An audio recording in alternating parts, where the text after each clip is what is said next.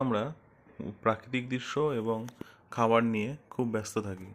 কেউ কেউ আবার এনার সঙ্গে ফটোও তোলেন। ইনি হলেন boat wheel controller or rudder controller. ইনি এই হুইলটি কন্ট্রোল করার মাধ্যমে বোটের রুডার কন্ট্রোল করেন এবং বোটের কোর্স এবং ডাইরেকশন ঠিক রাখেন।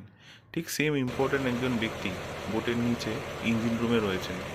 এটি হলো বোটের ইঞ্জিন রুম। এখানে রয়েছে 6 সিলিন্ডার ডিজেল ইঞ্জিন। কেউ ওনার সম্বন্ধে কথা বলেন না, তাই অ্যাজ অ্যান ইঞ্জিনিয়ার আমার এটা কর্তব্য ওনার সম্বন্ধে আপনাদের কিছু জানানো। ওনার কাছে রয়েছে বোটের মেন প্রোপালশন কন্ট্রোল সিস্টেম। উনি উপরে রুডার কন্ট্রোলারের ডাইরেকশন অনুযায়ী বোটের স্পিডটিকে কমান, বাড়ান এবং চেঞ্জ করেন। দেখুন,